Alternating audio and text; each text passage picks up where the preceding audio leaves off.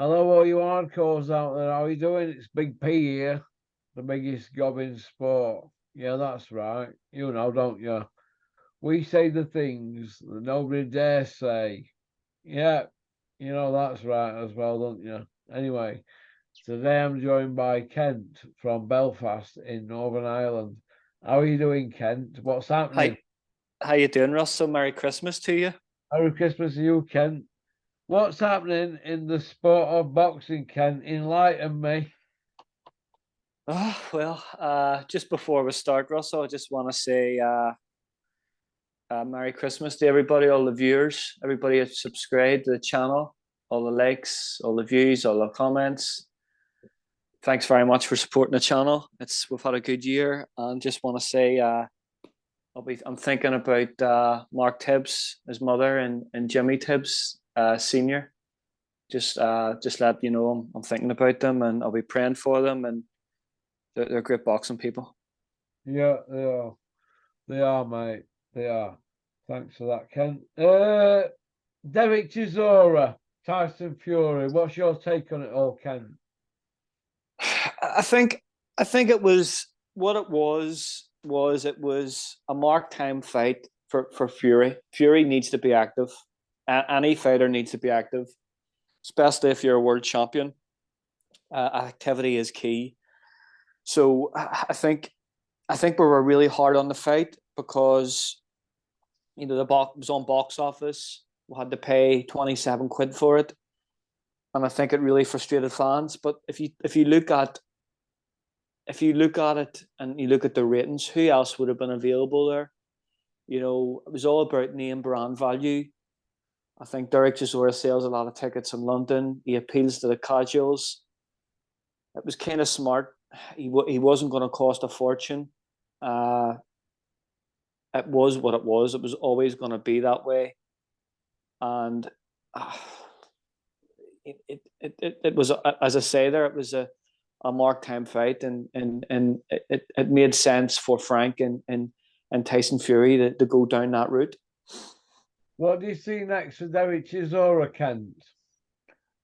I've said this before. Once you get used to being conditioned to having these multi-million-pound purses and big paydays, it's going to be hard to say no to that money.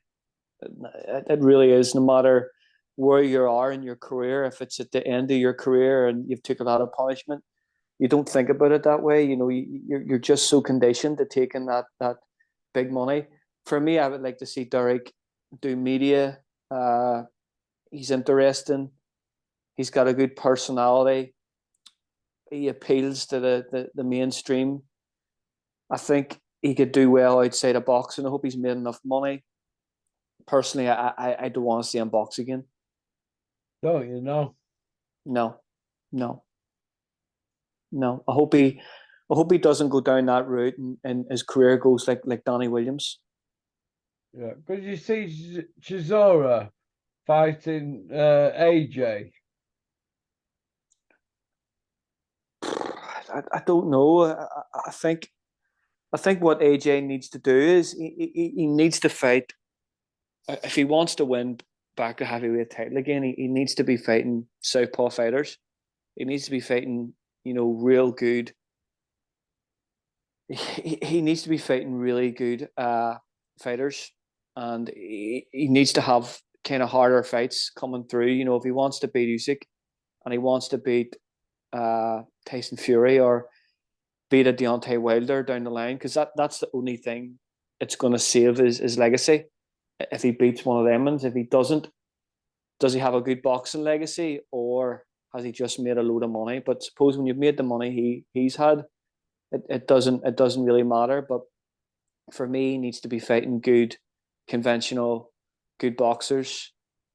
And How good is Usyk, Kent? Usyk's very, very technical. He's very good.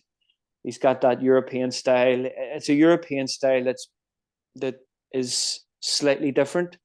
He's good lateral movement. He's not as upright as a lot of conventional European fighters. He can move. He can draw you forward. He can move side to side. He's very, very good at moving side to side. His shot IQ is marvelous. He's a an absolutely marvelous fight IQ. It's something that we don't really see. Reminds me of like you look at the IQ of Crawford. You look at Crawford did last week, and even Tyson himself's got a really good boxing IQ. So I think he's just absolutely a top. He's legit. He's absolutely legit. Yeah, he's well, he cleaned up at amateurs, didn't he? World class amateur, dominated amateur, cruiserweight world champion, undisputed, and now with he's in the land of giants now in heavyweights. You know, every you look at the heavyweight division, and even look at the likes of Jared Anderson coming through 6'5". You know, Lennox Lewis I think was 6'5" and looked a giant. Now, you know, if you're not 6'5", you're a small heavyweight. So to be able to go up to heavyweight and win heavyweight world titles and be so, you know, he hasn't really took any damage or any damage at heavyweight at all since he's come up. It just shows he's a great boxing IQ and a fantastic boxing brain. He's an amazing fighter. Did he fight Beat Beef? Well, you know, I think did he fight him? Or wait, Kovalev, one of them. Kovalev, Beat Beef, Usyk. Did any of them fight in amateurs? I'm sure they did. I'll have to actually check that out on YouTube. I'll have to see that, but yeah, he did start off. Look at there's all this. He did fight. Who was it? He fought down in let me see. Who retired last year? I think he beat Beef. I think he beat Beef. Yeah, yeah. They're gonna come. Crawford. He fought Crawford as well, not Terence Crawford. I'm losing it. Shane Moses, wasn't it now? No, who was the fighter that Kell Brook beat for the world title, the IBF world title? Oh, it's gone from me now. I say it'll come back to me. Kell Brook before. Kell Brook. I'm losing it. It's all that Turkey today. Let me see. So that Shandy about Kent, isn't it? Sean Porter. He fought Sean Porter as an amateur. You know that says I think everything. Sean Porter beat Usyk, didn't he? Yeah. That goes to show like. Well, that his last loss. Yeah, that goes to show where he's came through as a through the amateur. You know, that's remarkable, really, isn't it? That could be his last loss. I'm not sure on that, but because now he won Olympics, didn't he? Usyk. Yeah, he's just look. I think he's had over 300 amateur fights. Like, to be honest, that's incredible, isn't it? That's remarkable. Many fighters now, have had, coming through the amateur system, have had that amount of amateur fights. It's absolutely remarkable, isn't it? Yeah. Okay, Ken. Conor Ben. What's going on, Ken? Where's the B sample? Exactly. He's failed 2 separate tests, so there's 2 separate B samples. Where are they? Where's Dylan White? Where's Dylan White's B sample? Where's Tete's B sample? It's shocking, I don't know what. I'm lost for words. How bad it is. What's the board doing about it? Why is the B sample not been released? So does that mean that? What about Big Baby Miller? Does that mean to say, he had contamination? Many tests did Big Baby Miller fail? Why is it just because it's a at his own fighter, it has to be a contamination. No, I think it's an absolute joke, to be honest with you. I think boxing fans are being taken for a ride here, and I think it's one of those things that they're just trying to sound it out, to throw it under the carpet and get everybody to forget about it, and try and come up with some nonsense. But it's two separate tests. He's failed two separate tests. Like, how can that be two different times of contamination? I'm not buying it. Yeah, I agree with you. Dylan White, where's he heading now, Kent? I think his last performance was shocking. I think he's brought in Buddy McGirt, who's meant to be this master coach. I thought it was the worst I've seen Dillian White in his career. He just looks so easy to hit. He looks so slow. He looks shot to pieces in that last fight. I think he's just waiting now for the cash grab. I think he's just waiting for the big cash out fight, but before he retires, because that performance in his last fight was absolutely terrible. So I think he would actually fancy a Daniel Dubois fight now after Dubois' last performance. I think that's easiest route for him to go. Do you feel, Kent, that Daniel Dubois, after his last performance, and Dylan White, do you think that's worthy of a WBA regular? I actually call it the WBA inferior belt. That belt it should be thrown in the trash can. It's absolutely worthless. So it is, the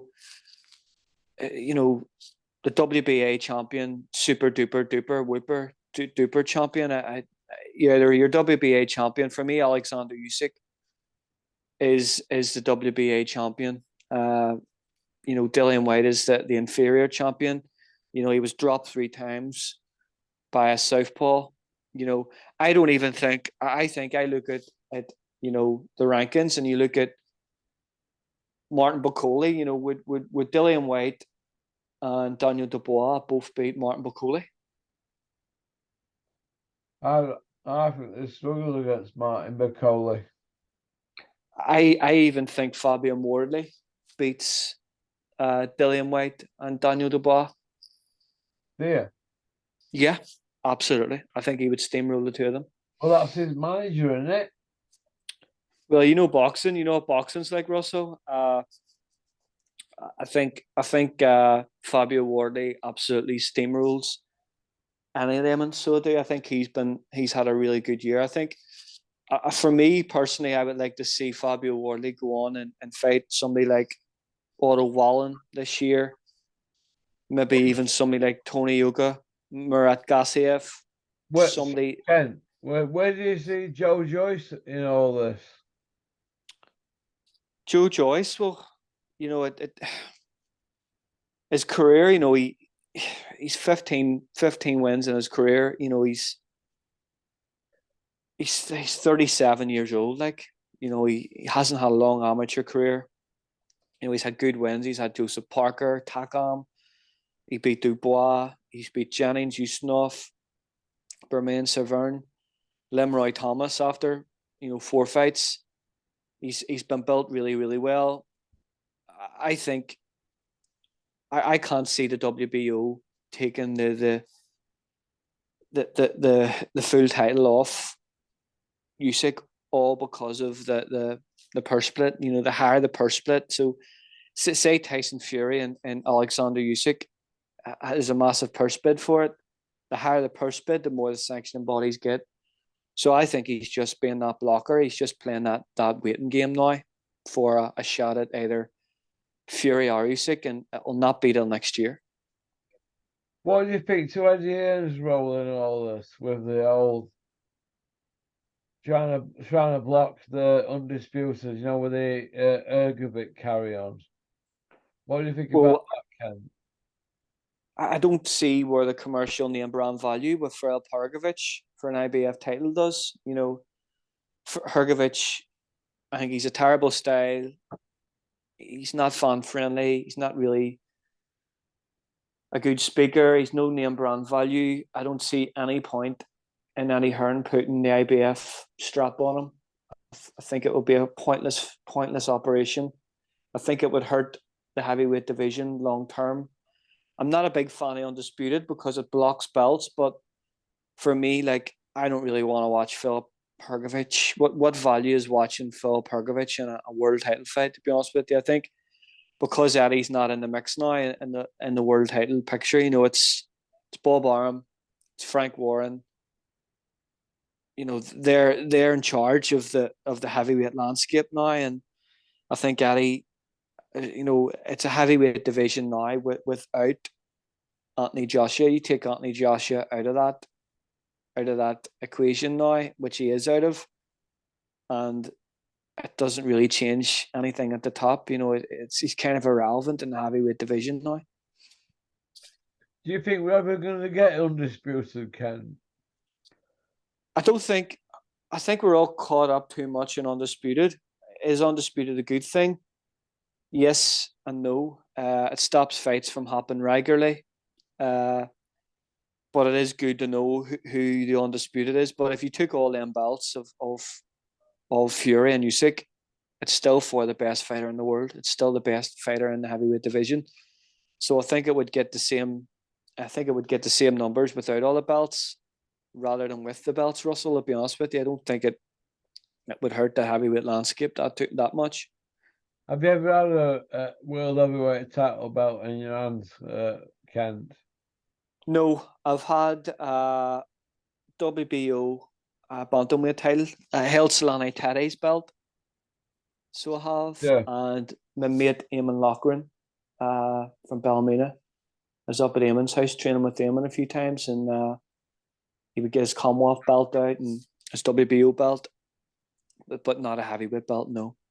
Does he need to keep that belt under lock and key, Kent, knowing that you're still at large? As soon as I'm up to the house, I came, where's the belt? Let me get a photo. He's a gentleman, Eamon. Eamon's a good friend of mine. He's a real gentleman.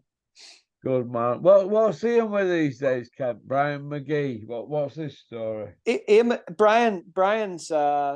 Brian's his own boxing gym now. He's his own keep fit gym that he does lots of classes and stuff, and he's done really well for himself. So fair play to him. Brian's a nice guy. Yeah, he ended up British, European, and WBA champion, wasn't he? So he did well. He went to Olympics, didn't he? He actually made a bit of history. He actually fought in the first ever British title fight off British soil down in Dublin. Well, that way. I think that was against. Let me see. Let me think. It was the first ever time that a British title fight wasn't in British soil, wasn't in UK. I actually think that the fight ended in a draw. I'm not sure. Tony Ogie. That was Tony Ogie. So it was in Dublin, and Ian John Lewis, Terry O'Connor, and McGee Van. The surprise Terry O'Connor and Ian John Lewis. They must have been sleeping at the time, but it was Tony Ogie, yeah. He fought Frotch at your call. Yeah, it was a brilliant fight. So it was. He was doing well in that fight, but Frotch at that time was at his peak. That was just before the British title fight. With that was like two or three fights after that there. So it was. No, it were a defence of Frotch as British when he fought McGee. That was, yeah, it was. Defence of British and Commonwealth. He put McGee to Kip in 11th. He did, actually, he did, yeah. It was a good domestic fight. It was really good. You know, it was good to see two really good hungry domestic fighters actually fighting for a domestic title instead of He got instead of dropped 3 times, 3 times altogether, McGee. yeah, yeah. The first time I ever seen Bram McGee live, me and my dad went and seen a card on Ulster Hall, and it was Damien Kelly was against Jose Luis Bueno for the European title, and Bram McGee fought Jason Barker on that show. So he did. And that Jason was, Barker from Sheffield. yes, the bad boy, Jason Barker, 8 rounds. And he went the Jason distance with Barker, him. scrap metal man. Jason Barker. Go on, Jason Barker. And I think a couple of fights later, I think Bram won an IBO title against Neil Linford. Then he just went up the ratings and he got an IBO. He got one of those IBO belts. He fought Robin Reed at King's Hall, didn't he? I was at that fight, yeah.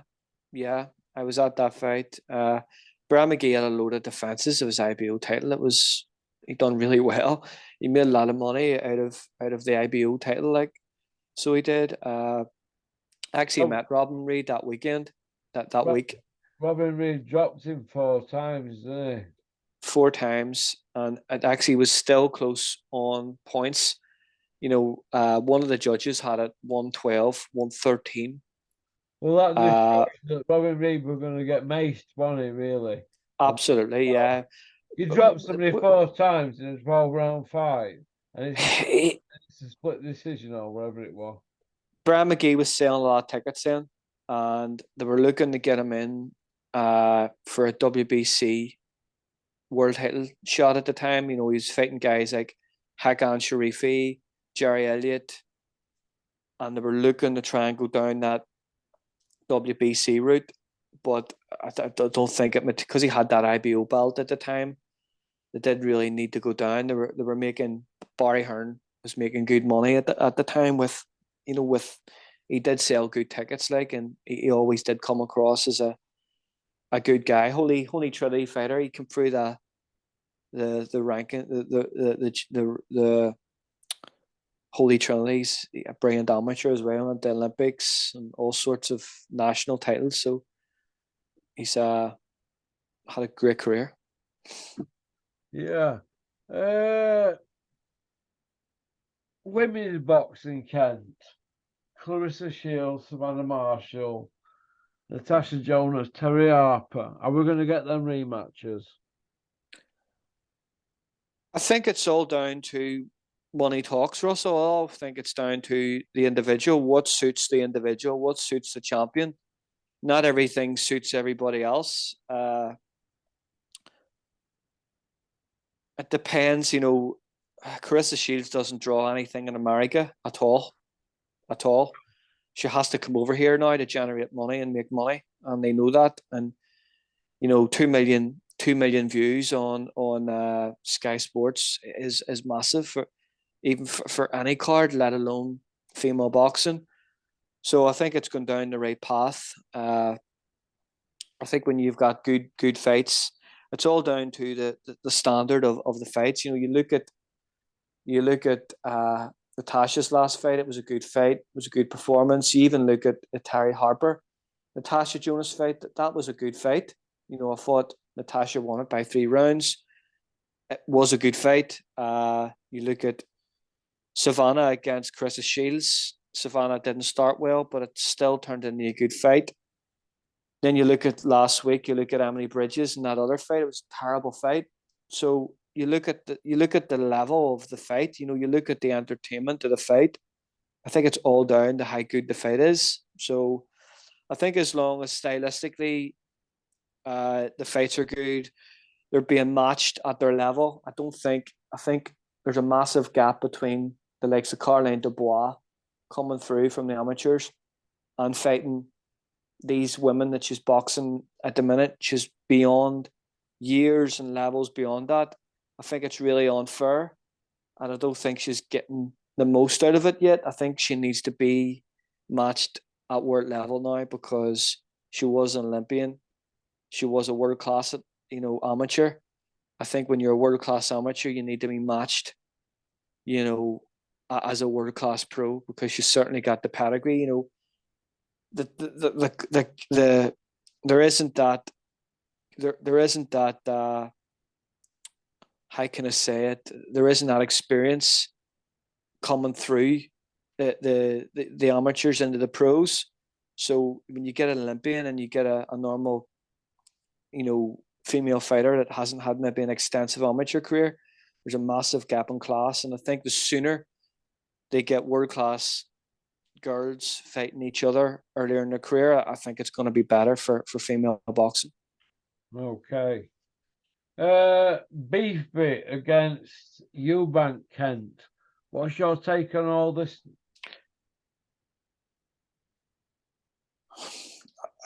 I like it as a fight. I like Beefy. I think what's happening at the minute, it's a great time for Eubank. He's had massive exposure off this whole fiasco with Conor Benn. I think he's come through it really well. I think he's come through it as the hero. He's not the villain anymore. I think this fight will sell better because of that whole controversy. Yeah. I think it'll appeal to the casuals more. I think it makes it a bigger fight, but I don't think it's a pet for me. I don't rate it as a I wouldn't pay 26 quid for it. What? Yeah. Okay. No, it's not a for me. It's not a standalone pay-per-view. It's a good domestic fight, but I don't think it's box office. Do you think that's where it's heading now for these sort of fights, Kent? Yeah, well, we're the blame for it because we have been conditioned to doing that. We have been buying rubbish pay-per-views for the last couple of years, and we've kind of ourselves to blame for it. You know, you always vote with your, you know, you take the high ground, and for me, I'll not be buying it. I'll go to my mate's house and watch it, but I'm not going to spend 26 quid for that. You know, I don't care about Joseph Parker.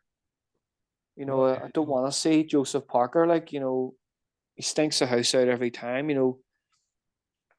Joe Joyce smashed him to piece, smashed a granny out of him. So he did. He stunk the house out so many times against AJ. Chisora what beat him first time. I don't care about Joe Parker. I don't. Well, why is Joe Parker over here getting? Why not put a domestic British title fight on, or Europe? You know, two domestic fighters fighting for a European title. Or no, I would rather actually watch Steve Robinson than Joseph Parker, to be honest with you, or some other domestic heavyweight fighter. I'm not paying that Joseph Parker doesn't make it pay-per-view to be, I'm afraid. Well, what next for Josh Kelly, Kent?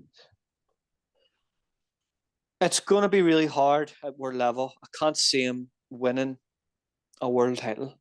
I think it's been good that he's come back. He's having this renaissance of his career on terrestrial TV. He's going to get a lot of good exposure, on terrestrial television, which is good for boxing. But I can't see him winning a world title. Like, you've got Charlo, you've got Tim Tszyu there in that division. I think the best route for them to go is possibly Dennis Hogan, the Irish fighter, but boxing in Australia. He beat Sam Egerton for the IBO title there in his last fight. He's an IBO champion. I think that's the best route for them the go. I can't see him beating even possibly maybe a Danny Garcia, but Hogan for me for that IBO title would be a good fight. Maybe even a fight against Sam Egerton down next would be an entertainment fight. But I look at that division, I can't even see him beating Brian Castano. Sebastian Fonderola, there's absolutely no chance against him. Like, it's gonna be tricky. I think he for me, if he's gonna do anything, it's step down a weight. But I think now he's so comfortable up at that weight. I think it's going to be hard at world level, or maybe a fight against James Metcalf or something like that, a big domestic fight. Agwington, as I said, Dennis Hogan, maybe Danny Garcia, but I can't see him beating somebody like Charlo. I can't see that, or Tim Tszyu. I can't see that. Okay. Anthony Joshua. We'll finish off on Joshua one. Anthony Joshua. Is he even going to fight again, Ken? Yes, he will. I think he's duty bound with his contract with DAZN. I think he has to. I think he needs to get rid of all them backslappers and get rid of the Under Armour and get a coach and a trainer and work down doing that. He doesn't need that fan parade there, and I think that's the thing that there's so many people in that camp. He's a coach and a coach and a coach. I remember watching last time out with Angel Hernandez doing pad work that was completely different to the pad sessions he was doing with Garcia. It looked confusion. I think he needs a proper boxing. I think he needs boxing people around him. I think he's stuck in between so many styles. I think he's confused at the minute. He's a confused fighter. He doesn't know what he wants or what he needs. I think he likes a lot of yes men around him. I think if he went back to Rob McCracken and get rid of all them Under Armour backslappers, all that camp he has, I think it would suit him better. But he's kind of lost in translation at the minute. He's not really relevant in the heavyweight division at the minute. And I think he knows that. It's Usyk, Fury, Wilder's up there again. Joe Joyce. You look at fighters there coming through. There's some really good fighters coming through. Does he even beat Demons? Does he even beat like some Martin Bacoli? I think it's going to be a long way back from. Yeah, he's got a long road back on the big beach. I think I would love to see him against Fabio Wardley, to be honest with you. I think that would be a brilliant fight. I think that would be a really brave fight for Eddie to make. Eddie seems to want. I think Eddie has to hang on to the stadium fights with Dillian White. That's the only. Does that even draw now? But I would love to see him against Fabio Wardley. I think that would be a really interesting crossover fight. I think it will as well. Okay, well, listen, thanks for coming on, Ken. You've been brilliant. Hope you're well. All right, Russell. Merry Christmas to everyone, and I'll see you again soon. Take care. Peace out. You take care, Ken. All the best. Peace out. Well, that was Ken from Northern Ireland. Hope he's well and his family. Hope it's warmer over there than it is here. Okie dokie. Peace out. Keep on trucking. Keep supporting boxing.